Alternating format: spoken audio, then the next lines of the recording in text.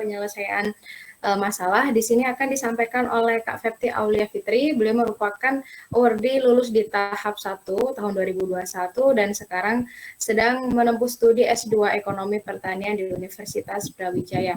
Kepada Kak Fepti, saya persilakan. Baik, terima kasih Mbak Anissa. Saya mengucapkan terlebih dahulu selamat kepada teman-teman yang telah lulus seleksi administrasi, tetapi jangan senang dulu karena masih ada 2 tahap lagi. Dan jangan khawatir juga karena kita di sini bersedia untuk menemani perjuangan teman-teman. Jadi jangan patah semangat dan terus berusaha dan berdoa. Ini udah perut nggak udah panas banget kayaknya ya, habis hitung-hitungan sama Mas Adi tadi. Oke, langsung aja ini kita cepet aja nanti. Dan seperti yang sudah dijelaskan oleh pengajar-pengajar sebelumnya bahwa kita di sini bersifatnya yaitu sharing. Jadi nanti apabila ada yang kurang tepat kayaknya jawabannya bukan itu deh atau gimana nanti bisa di-share. Baik, sebentar saya sharing dulu.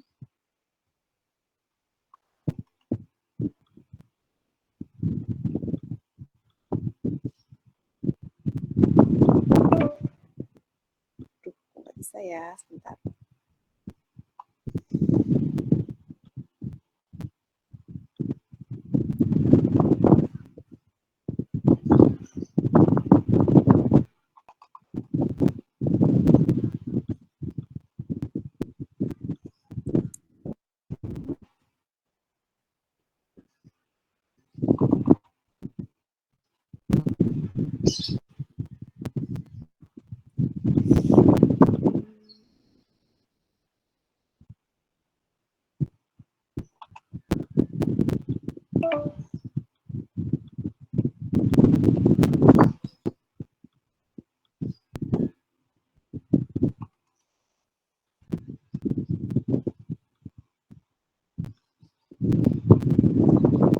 Nah, mungkin ada yang bisa bantu share screen.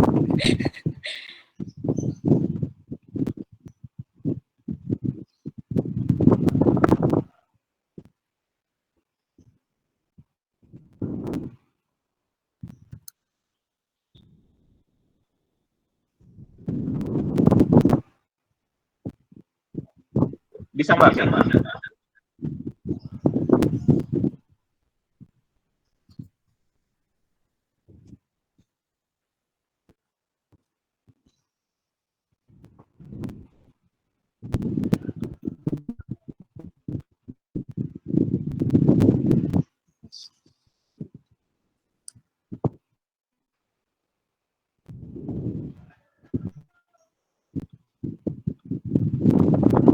Gimana?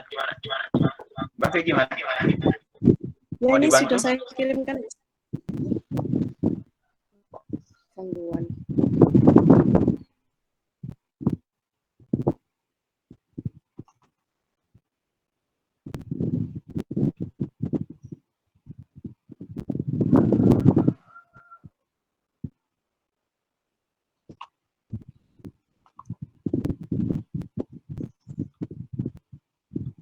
Mbak, materi yang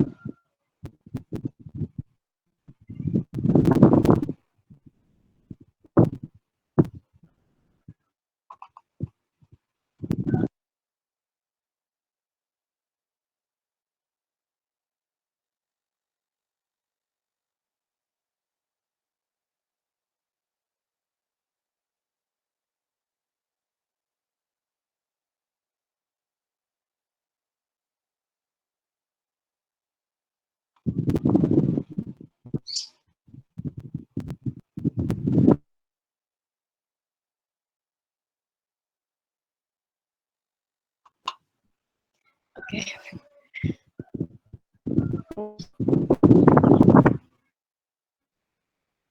Ya. Baik, terima kasih Mas Adi atas bantuannya. Oke, ini kita masuk ke soal pemecahan masalah. Ada beberapa jenis soal sebenarnya di tes soal pemecahan masalah ini, yaitu teks. Nah, ini adalah beberapa jenis soal dalam subtes pemecahan masalah. Yang pertama, kita disuruh untuk membaca grafik atau tabel. Lalu ada juga untuk mencari isi sebuah teks atau artikel, ya, artikel yang panjang-panjang seperti itu, kita disuruh untuk mencari isi atau topiknya apa sih sebenarnya di teks ini. Kemudian kita juga ada bagian-bagian yang menentukan pernyataan yang tepat dan pertanyaan yang tepat untuk sebuah artikel atau teks. Yang kelima, mencari kesimpulan yang tepat untuk sebuah artikel dan menentukan jenis artikel itu, apakah itu opini ataukah berita dan lain-lain. Jadi di sini kuncinya adalah cepat dalam memahami teks, seperti itu ya. Lanjut. Nah, tipsnya adalah salah satunya pasti teman-teman juga sudah tahu ya, untuk mengerjakan dengan cepat pemecahan masalah ini yaitu yang pertama, next Mas, kita langsung baca soalnya. Jadi langsung kita lihat nomor 1. Apa nih yang diminta gitu, kita disuruh ngapain, langsung baca soalnya gitu dengan teliti. Yang kedua, kita lihat setiap opsinya dan kita cek apakah atau manakah jawaban yang paling sesuai, paling benar dengan artikel atau data yang telah diuraikan di soal tersebut, seperti itu. Nah, langsung saja kita praktekkan apakah tips ini jitu. Kita ke soal pertama. Nah, di sini adalah ada tabel, jadi otomatis kita disuruh membaca tabel tersebut. Pertanyaannya di sini adalah, mana sih dari opsi-opsi ini yang paling tepat dengan isi tabel tersebut? Kita lihat opsi A, harga cabai di semua tempat mengalami penurunan setiap bulan. Nah, ini kita lihat langsung di tabel tempat itu, Wates. Apakah di setiap bulan di Wates itu mengalami penurunan? Benar ya, ternyata benar. Tetapi di Sleman kita lihat, apakah ada penurunan juga? Nah, ternyata benar. Kemudian yang ketiga, Wonosari. Apakah ada penurunan? Nah, ternyata tidak. Di bulan September dan Oktober itu stagnan atau tetap ya, 35.000. Jadi otomatis opsi A itu salah. Langsung aja kayak gitu ya. Kemudian langsung dilihat opsi B. Harga cabai di pasar Wates selalu tertinggi setiap bulan. Kita lihat langsung Wates. Terus nomor 1. Apakah dia tertinggi di setiap bulan? Kita lihat bulan September, dia tertinggi, yaitu 50.000. Di bulan Oktober, ternyata dia bukan tertinggi, karena yang tertinggi di bulan Oktober adalah Bantul. Jadi opsi B salah. Seperti itu ya teman-teman. Next adalah opsi C.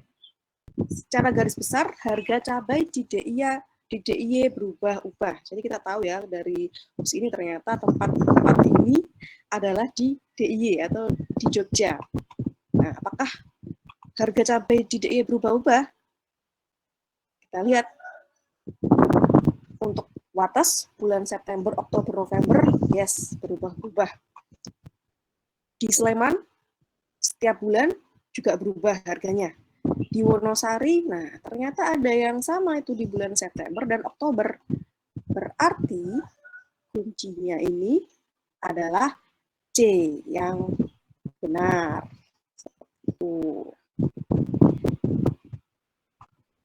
Boleh di cross check teman-teman untuk opsi D dan E biar kita lebih yakin seperti itu ya. Di opsi D, harga cabai di semua tempat relatif stabil setiap bulan. Itu saya kurang tepat ya, karena fluktuatif harganya. Yang sama hanya di Wonosari dan Bantul di September dan Oktober, lainnya berfluktuatif. Jadi kurang tepat untuk D, untuk jawaban D. Untuk yang E, harga cabai di pasar Bantul selalu menurun setiap bulan. Nah, itu juga salah karena di bulan September dan Oktober harganya tetap 4545. Jadi jawabannya yang paling benar adalah C. Itu. Oke, next. Kita ke soal nomor 2. Nah, ini adalah kita juga disuruh membaca lagi dan kita harus teliti ya di sini karena kadang-kadang soal agak tidak begitu jelas ya, seperti arsiran yang titik-titik itu ya, yang pelajar atau yang pengangguran ya itu 25% ya teman-teman. Oke, langsung ke pertanyaan. Pernyataan yang sesuai dengan grafik di atas adalah, kita lihat opsi A, kelompok peternak jumlahnya paling sedikit. Nah, kita langsung lihat ya arsiran yang bagian peternak. Itu yang di arsir hitam pekat ya. Itu adalah peternak, yaitu sebesar 3%. Nah, ternyata dia bukan yang paling sedikit ya, karena yang paling sedikit itu ada masih 2%, yaitu PNS. Nah, berarti A kurang tepat. Untuk jawaban B, kelompok petani dan pelajar jumlahnya relatif sama. Nah, hati-hati juga, pasti di setiap soal kadang-kadang kita dijebak ya, teman-teman. Memang di sini kelompok petani dan pelajar ya, kita lihat arsirannya itu sama, 25%. Tapi di opsi B ini ada kata-kata relatif gitu. Padahal persenannya ini sama gitu. Jadi jangan sampai kita terjebak dengan kata-kata relatif sama karena pada kenyataannya di data jumlahnya atau persentasenya adalah sama. Nah, seperti itu. Kemudian yang C, kelompok masyarakat pegawai negeri sipil jumlahnya paling sedikit. Nah, ini yang paling benar ya, karena memang di data tersebut jumlah yang paling sedikit adalah PNS ya, yang tidak diarsir, yaitu sebesar 2%. Nah, langsung aja centang set. Jawaban nomor C. Jawaban yang C. Sampai sini teman-teman nggak ada kesulitan ya pastinya, gampang banget. Lanjut. Oops. Mas Adi. Oke. Salam teknis.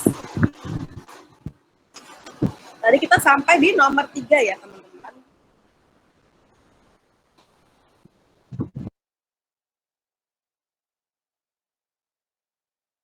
Nah, di sini juga ada lagi kita disuruh baca data juga, tapi beda ya. Kalau ini adalah grafik datang, di situ ada angka kelahiran anak laki-laki dan angka kelahiran anak perempuan. Nah, soalnya adalah perbedaan angka kelahiran yang mencolok antara laki-laki dan perempuan terjadi pada bulan apa di sini.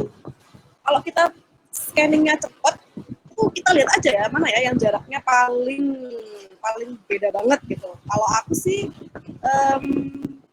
antara Juli dan September ya. Itu kan ada perbedaan yang sangat signifikan ya. Nah, kita lihat opsi A, Maret. Di bulan Maret, untuk angka kelahiran anak laki-laki itu 60 dan angka kelahiran anak perempuan itu 50. Jadi perbedaannya kurang ya, kurang signifikan. Kemudian yang opsi B di bulan September. Ini lumayan ya. Untuk yang angka kelahiran anak laki-laki 30, sedangkan yang perempuan sekitar 55-an.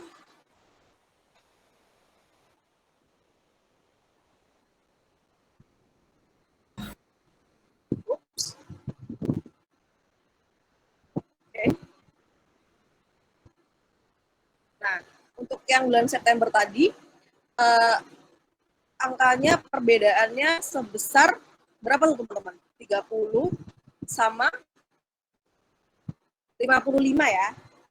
Nah, ini masih kita coba cari lagi yang paling besar. Bulan Oktober. Nah, ini nih, bulan Oktober ya, yang tadi saya sebutkan ya. Paling signifikan karena untuk angka kelahiran anak laki-lakinya 10, sedangkan anak perempuan angka kelahirannya sebesar berapa tuh? 55. Jadi itu yang paling tinggi. perbedaannya. Jadi jawabannya adalah C. Nggak usah mikir sih kayak gini ya. Yang penting kita teliti aja gitu, membaca datanya. Lanjut ke soal nomor 4. Nah, kalau soal yang nomor 4 ini kita harus teliti dan biasanya menghabiskan banyak waktu. Kita paling banyak menghabiskan waktunya tuh di sini karena bacaannya banyak banget gitu ya. Tapi jangan sampai ya, jangan sampai soal-soal seperti ini menghabiskan waktu kita karena sebenarnya gampang sekali. Oke, langsung kita lihat soalnya. Pertanyaan yang tepat untuk bacaan tersebut adalah, nah ini kita disuruh untuk mencari. Pertanyaan yang tepat ini apa ya untuk teks ini? Otomatis kita harus membaca teksnya. Yang pertama, berapa jumlah tenaga pendidik bahasa Indonesia di negara kita? Oke, kita baca dulu teksnya. Bahasa Indonesia semakin diminati warga asing di luar negeri dan telah diajarkan setidaknya di 73 negara. Tenaga pendidik bahasa Indonesia untuk luar negeri juga semakin dibutuhkan. Kata koordinator program pembelajaran bahasa Indonesia untuk penutur asing di bidang perencanaan dan kerjasama luar negeri Departemen Pendidikan Nasional Pengesti Widati. Beliau juga mengatakan permintaan terhadap tenaga pendidik bahasa Indonesia ternyata terbilang cukup banyak. Begitu pula pengiriman tenaga pendidik bahasa Indonesia ke luar negeri tergantung dari bentuk kerjasama antar negara dan lembaga di berbagai bidang. Saat ini terdapat sekitar 219 lembaga yang mengajarkan bahasa Indonesia untuk penutur di 73 negara. Nah, apakah opsi A ini sesuai? Tidak sesuai ya, tentu saja, karena di sini tidak dijelaskan berapa jumlah tenaga pendidiknya. Yang di sini yang dijelaskan adalah lembaganya, yaitu sebesar 219 lembaga yang mengajarkan bahasa Indonesia, bukan jumlah tenaga pendidiknya gitu ya. Jadi opsi A ini kurang tepat. Kemudian B, bagaimana keadaan tenaga pendidik bahasa Indonesia? Bagaimana kalau menurut teman-teman, apakah ini sesuai dengan isi teks? Mungkin teman-teman ada yang mau bantu jawab?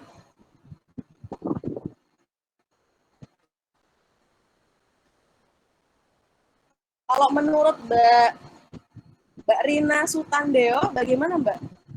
Apakah sesuai untuk opsi B ini menjawab pertanyaan ini?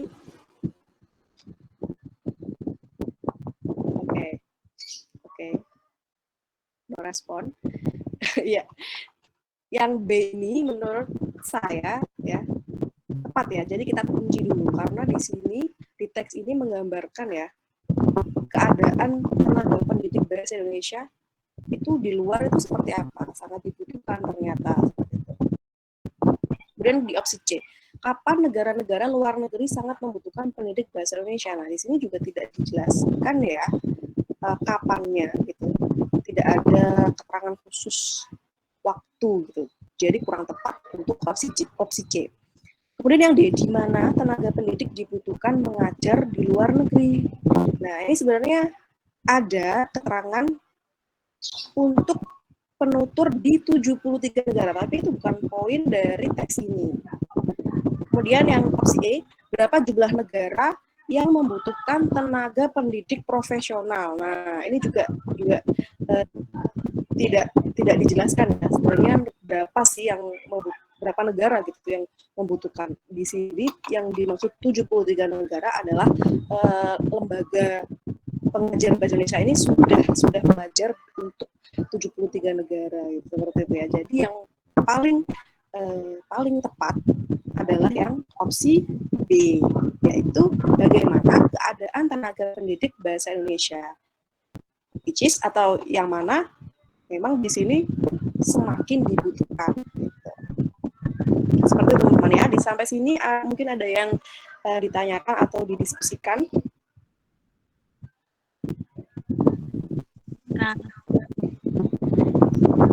Oke.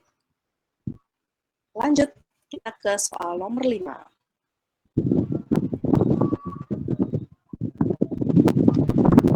Cermati teks berikut. Nah, di sini kita disuruh untuk mencari isi artikel di atas. Oke, kita baca dulu artikelnya. Final Piala AFF Indonesia melawan Malaysia sungguh bermakna sebab dalam konteks relasi bilateral dengan mereka selama ini kita telah kalah. Berbagai kasus tenaga kerja kita di Malaysia dengan segenap penderitaan mereka, sikap arogansi Malaysia dalam banyak kasus soal perbatasan dan pencaplokan simbol budaya menunjukkan kekalahan kita sebagai bangsa. Karena itu, final Piala AFF merupakan momentum psikologi kebangkitan bangsa Indonesia. Nah, kita lihat opsi A. Final Piala AFF Indonesia melawan Malaysia akan mengurangi beban psikologi bangsa. Apakah itu benar? Salah, Bagaimana? Salah. Apa? Salah. Salah ya, karena di sini itu Malah menambah ini beban ya, kenapa? psikologi.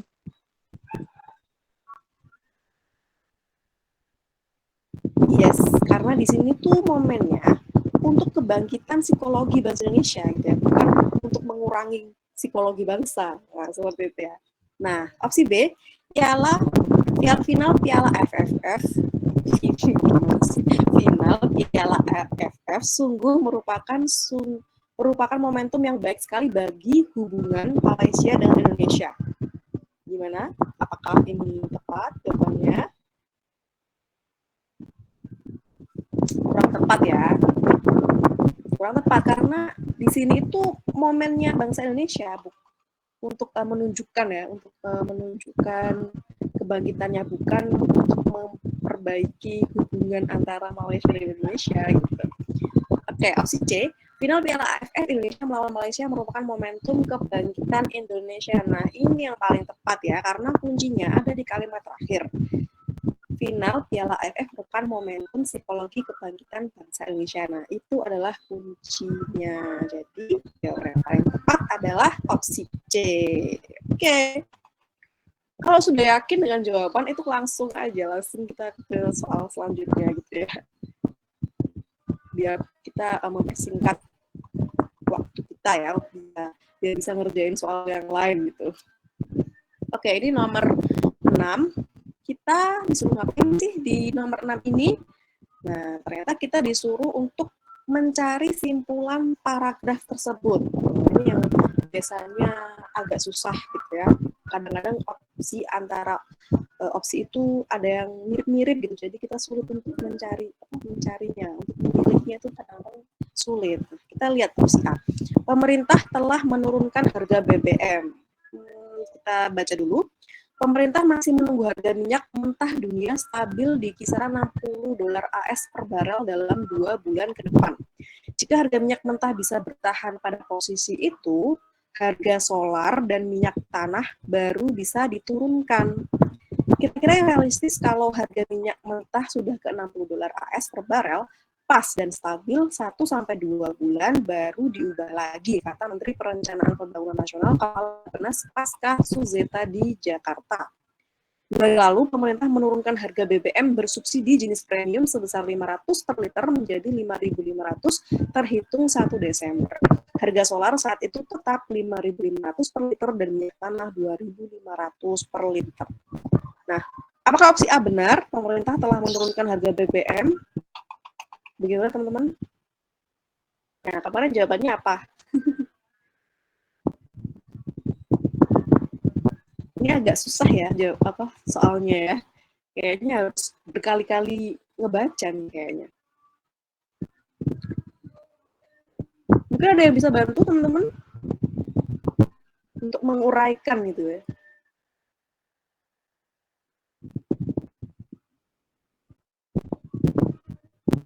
Oke, kita lihat dulu ya. Untuk opsi A ini menjawab yang opsi A ini apakah di teks di sebelah mana gitu dari teks ini gitu.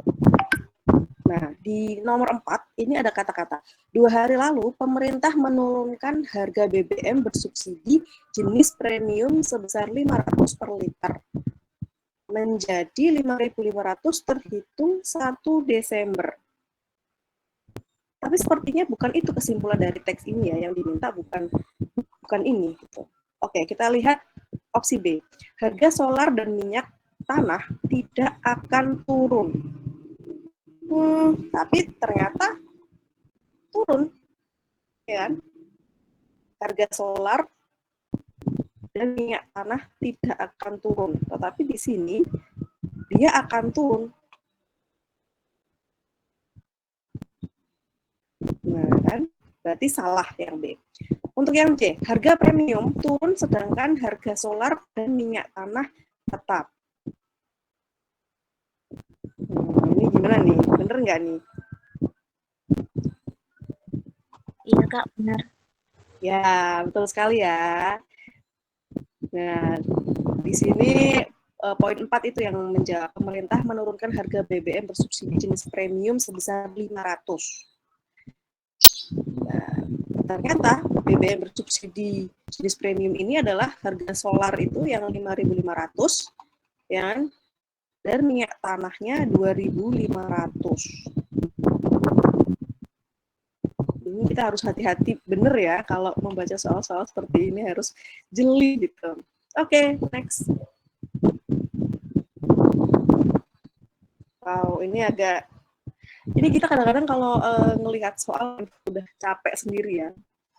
Padahal kita belum tahu gitu, kita disuruh ngapain. Nah, di sini kita disuruh untuk mencari atau menarik kesimpulan dari teks ini. Kita baca dulu. Kepala Badan Nasional Penanggulangan Bencana, Ganip Warsito, mengingatkan kepada seluruh komponen di daerah agar mewaspadai potensi gelombang ketiga penularan COVID-19 yang diprediksi terjadi pada akhir tahun. Diketahui bulan Desember memiliki dua momentum besar, yaitu Hari Natal dan Pergantian Tahun. Nah, ini kita kunci ya, diingatkan kita. Dari pengalaman terdahulu, libur pada periode tersebut memicu keinginan masyarakat untuk beraktivitas di luar ruangan, misalnya dengan mengadakan perjalanan berlibur. Pada saat bersamaan, akhir tahun juga diikuti periode pergantian cuaca yang akan mempengaruhi daya tahan tubuh dan menyebabkan mudah terserang penyakit. Nah, dari sini kita simpulkan apa ya yang paling tepat gitu. Oke, kita lihat yang opsi A. Gelombang ketiga COVID-19 diprediksi terjadi pada akhir tahun. Benar ya? Karena bertepatan dengan dua momentum besar, yaitu yang dapat mengundang masyarakat beraktivitas di luar ruangan, juga pergantian cuaca yang mempengaruhi daya tahan tubuh. Nah, ini benar ya? Ini adalah kayak sebenarnya ini kayak ringkasannya gitu ya dari paragraf tersebut. Oke, kita kunci dulu yang jawaban A. Kita lihat di opsi B. Kepala Badan Nasional Penanggulangan Bencana memperingati semua elemen masyarakat bahwa gelombang ketiga COVID-19 akan terjadi pada akhir tahun yang bertepatan dengan dua momentum besar. Nah, sebenarnya ini kayak bener gitu ya. Emang bener kan? Tapi di sini kita harus jeli ya. Di sini Kepala BNPB itu mengingatkan, bukan memperingati ya. Apakah itu dua hal yang berbeda?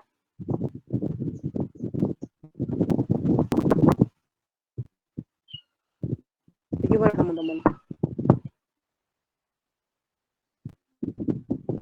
Berbeda Kak. Kan memperingati sama apa nanti? Mengingatkan ya Kak. Berbeda. Ya. Jadi di sini Kepala BNPB itu mengingatkan kepada masyarakat itu hati-hati gitu ya, nanti di akhir tahun itu akan ada lonjakan kalau kita tidak hati-hati untuk melakukan aktivitas di luar ruangan gitu. Jangan sampai itu menimbulkan gelombang ketiga dari COVID-19 ini. Jadi sebenarnya hanya mengingatkan gitu kan ya. Jadi itu adalah dua kata yang sebenarnya berbeda tapi kadang-kadang kita terjebak gitu, jadi hati-hati. Untuk yang opsi C, pergantian cuaca pada akhir tahun berperan besar dalam prediksi gelombang ketiga. Itu kurang tepat karena ada dua ya, pergantian cuaca dan libur hari Natal, bukan hanya pergantian cuaca seperti itu ya. Untuk yang opsi D, gelombang ketiga COVID-19 yang diprediksi terjadi pada akhir tahun tidak akan mempengaruhi perayaan hari Natal dan pergantian tahun. Nah, itu bukan ya, kurang tepat sekali gitu. Bukan itu poin dari paragraf ini. Untuk yang poin E, Untuk yang opsi E, masyarakat yang cenderung berlibur merupakan faktor utama peningkatan potensi gelombang ketiga penularan COVID. Itu juga bukan ya, karena masyarakat yang cenderung berlibur itu merupakan respon masyarakat terhadap adanya hari Natal seperti itu, bukan faktor utamanya seperti itu. Jadi jawaban yang tepat adalah opsi A. Lumayan ya, harus hati-hati, kita jangan sampai terjebak. Oke, masih semangat teman-teman? Habis ngitung-ngitung gitu ya tadi. Terus sekarang harus ngebaca seperti ini ya, jangan sedih ya, nanti pas tes beneran itu yang akan lebih pusing. Jadi kita latihan pelan-pelan. Oke, nomor 8. Nah, ini ada grafik hasil panen sawi di Desa Batu. Ada 3 di sini, hijau, merah, dan biru. Ada blok C, blok B, dan blok A. Berdasarkan grafik di atas, pernyataan yang tepat adalah opsi A. Hasil panen sawi di blok B terus mengalami peningkatan sejak tahun 2018 sampai 2021. Kita langsung lihat di blok B, yaitu warna merah. Nah, ternyata itu ada penurunan ya di tahun 2019 sampai 2020. Jadi pernyataan itu otomatis salah, wrong. Langsung kita ke opsi B. Hasil panen sawi di blok A tertinggi pada tahun 2019 dan terendah pada tahun 2021. Kita lihat di yang warna biru, blok A. Apakah benar di tahun 2019 itu tertinggi? Nah, ternyata malah turun. Ya nggak sih? Dan yang terendah 2021, nah malah dia yang tinggi gitu ya. Jadi salah, otomatis salah. Langsung ke opsi C. Hasil panen sawi di blok C tertinggi pada tahun 2001. Oke, kita lihat yang hijau. Set. Nah, ini bener ya. Nah, kalau udah pasti kayak gini, langsung aja kita sikat. Centang, kompreng yang C gitu ya. Biar kita mempersingkat waktu. Langsung nomor 9. Ya. Soalnya di sini adalah kita disuruh untuk mencari karakteristik teks tersebut. Apakah dia bersifat mempengaruhi sebab akibat, fakta, ataukah opini? Oke, kita langsung baca. Pendidikan di Indonesia cukup tertinggal sangat jauh dengan pendidikan di negara-negara lain. Ini sudah dibuka dengan kalimat yang kayaknya opini deh gitu. Tapi jangan terjebak, kita harus full bacanya ya.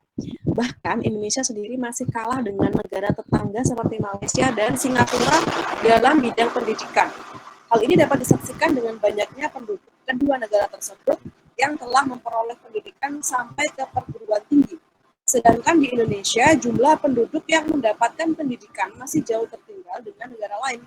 Apalagi di daerah-daerah tertinggal seperti NTB, NTT, Papua, dan daerah lainnya. Ketertinggalan pendidikan di daerah-daerah tersebut disebabkan ketidakmerataan pendidikan di Indonesia. Pemerintah hanya membangun fasilitas pendidikan di daerah perkotaan, terkhusus Pulau Jawa. Selain itu, terbatasnya jumlah guru yang ada di daerah tersebut juga berperan dalam kurangnya pendidikan di daerah. Karenanya, pendidikan di Indonesia tidak merata serta cenderung tertinggal, sehingga belum mampu bersaing dengan negara lain. Di sini agak gimana ya? Ini kayak opini gitu ya.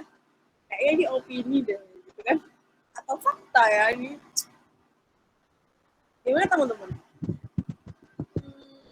Ini agak ambigu gitu ya. Yang sebab akibat mungkin Kak. Nah ya, kita harus teliti juga membacanya di akhir kalimat, di akhir paragraf. Ada kalimat seperti ini. Ketertinggalan pendidikan di daerah-daerah tersebut disebabkan ketidakmerataan pendidikan di Indonesia. Nah, ini adalah kalimat yang bersifat sebab akibat gitu ya. Karena pendidikan di Indonesia ini sangat tertinggal dengan negara-negara lain gitu. Disebabkan karena tidak merata gitu ya pembangunan fasilitas pendidikan antara di perkotaan dan di daerah-daerah yang jauh ya, seperti di Papua, NTT, NTB, seperti itu. Nah, jelas di sini nomor 9 ini karakteristik dari teks tersebut bersifat sebab akibat. Oke, tidak ada masalah ya. Sangat mudah sekali pastinya ya. Lanjut nomor 10.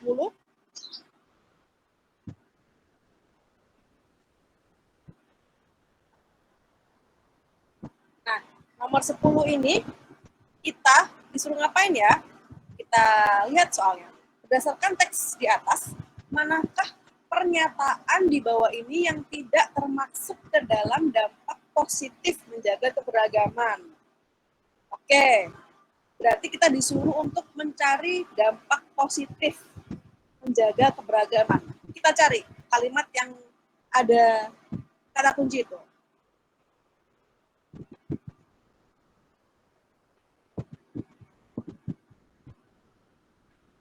Oh, ini nggak lengkap ya. Oke, itu salah ya. Oke. Masyarakat Indonesia hidup dengan berbagai keberagaman. Keberagaman tersebut memiliki banyak unsur di dalamnya, misalnya suku bangsa, agama, budaya, adat istiadat, bahasa daerah, pandangan politik, dan golongan. Keanekaragaman tersebut dapat di berbagai wilayah yang tersebar dari Sabang sampai Merauke. Keberagaman masyarakat kita merupakan kekayaan bangsa Indonesia. Hal ini juga terjadi daya tarik bangsa menjadi daya tarik bangsa lain untuk datang ke Indonesia. Keberagaman ini semakin menarik geografis dan keindahan alam Indonesia. Belum ada kata-kata dampak positif menjaga keberagaman. Lanjut. Masyarakat yang beragam menandai betapa besarnya bangsa Indonesia. Lansir buku PPKN kelas 9, menjaga keharmonisan atas keberagaman akan menimbulkan dampak positif. Nah, di sini nih, mulai nih ya, ada kata-kata dampak positif. Lanjut. Di antara dampak positif keberagaman yang terkendali, yaitu, nah ini mulai nih, kita mulai cari nih, apakah opsi-opsi ini di sini ada dan manakah yang tidak ada. Opsi A, terciptanya integritas nasional. Di sini ada ya, terciptanya integritas nasional. Oke, benar, berarti opsi A. Kemudian yang kedua, memperkaya khasanah budaya nasional. Opsi B, betul. Yang C, sarana pergaulan di antara masyarakat Indonesia. Nah, betul ya. Jadi di sini ada kata-kata hingga menjadi sarana memajukan pergaulan di antara suku, budaya, agama, dan golongan. Nah, kemudian yang D, terciptanya keharmonisan antar agama. Nah, lanjut kita baca. Namun bagi semua itu, keberagaman masyarakat memiliki bentar. Terciptanya keharmonisan antar agama. Nah, ini di mana ya? Coba kita cari. Nah,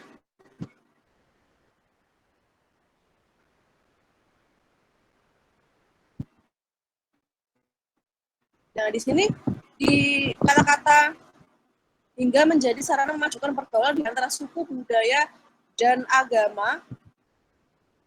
Ini juga termasuk di sini ada agama ya. Jadi itu bisa disimpulkan ada keharmonisan antar agama. Jadi yang opsi D itu termasuk ya, masih termasuk. Kemudian yang E, terciptanya kontravensi. Nah, ini yang nggak ada ya. Nggak mungkin ya, itu adalah dampak positif dari keberagaman. Karena kontravensi ini adalah termasuk dampak yang negatif. Oke, berarti soal nomor 10 ini yang paling benar adalah E. Oke, lanjut. Gampang, ini mah lewat ya buat teman-teman kalau soal-soal seperti ini. Nah, di sini kita disuguhkan lagi ya dengan data. Tapi jangan pusing dulu teman-teman karena kita nggak disuruh ngitung ya. Di sini kita disuruh melihat apa yang bisa kita simpulkan dari tabel produksi perikanan berdasarkan subsektor tahun 2012 sampai 2016. Yang opsi A, perikanan tangkap dapat diandalkan dalam memenuhi pasokan pangan nasional di masa yang akan datang. Kita lihat. Ini kita nggak bisa ya memilih A ini karena nggak ada yang bisa menjelaskan itu gitu. Paham nggak ya maksud saya? Kita nggak bisa menyimpulkan itu karena nggak ada keterangannya gitu. Lanjut yang opsi B. Pemerintah melalui KKP wajib untuk meningkatkan jumlah produksi perikanan selain tangkap dan budaya.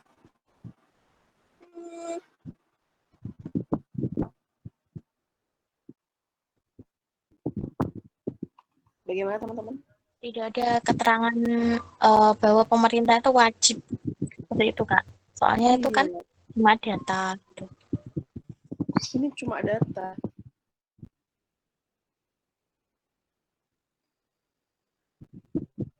Kemudian yang opsi C kita lihat. Pada tahun 2012 hingga tahun 2017, jumlah produksi perikanan tangkap akan sama dengan perikanan budidaya.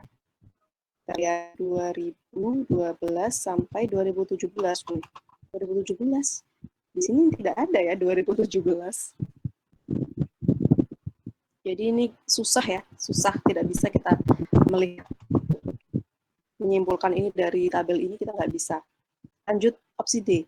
Perikanan budidaya dapat lebih diandalkan dalam memenuhi pasokan pangan nasional di masa depan. Kita lihat perikanan budidaya.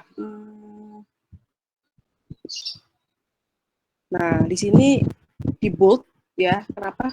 Karena memang dia produksinya itu paling banyak dibandingkan dengan perikanan laut dan perairan umum. Jadi kita bisa menyimpulkan bahwa perikanan budidaya ini dapat diandalkan dalam memenuhi pasokan pangan nasional. Bisa ya teman-teman? Bisa dipahami ya maksudnya? Karena di sini paling tinggi sendiri produksinya. Seperti itu. Jadi kebutuhan masyarakat untuk konsumsi ikan itu bisa dipenuhi dari perikanan budidaya. Seperti itu. Jadi jawabannya adalah D. Nah, lanjut terakhir. Soal terakhirnya ya. Nah, di sini juga ternyata ada disuruh ngitung dari tabel yang sebelumnya. Berapa rata-rata produksi perikanan budidaya untuk kategori keramba. Nah, kita lihat ya di tabelnya untuk keramba. Itu disuruh hitung dari 2012, 2013, sampai 2016 disuruh hitung berapa rata-rata produksinya. Oke, kita coba hitung ya teman-teman. Mungkin teman-teman yang sudah hitung boleh di-share. Nah, di situ ada tahun 2012 178, kemudian 200, 221, 194, kemudian 204. Lalu dibagi dengan 5 tahun ya. Jawabannya adalah 199,4 dan satuannya di sini ton. Ya, jadi jawaban yang paling benar adalah B. Ini kayaknya soal bonus ya. Gampang sekali pastinya. Oke. Sudah selesai pembahasan subtes. Semoga ya teman-teman bisa ya untuk mengerjakan ini gampang sekali. Yang penting kuncinya adalah teliti dan memahami paragraf, artikel, data ya dengan benar, dengan baik. Jangan kesusu-susu gitu ya. Seperti itu. Mungkin itu aja dari saya. Kurang lebihnya saya meminta maaf. Mungkin kalau ada pertanyaan-pertanyaan bisa di-share, silahkan. Saya kembalikan ke MC Anissa.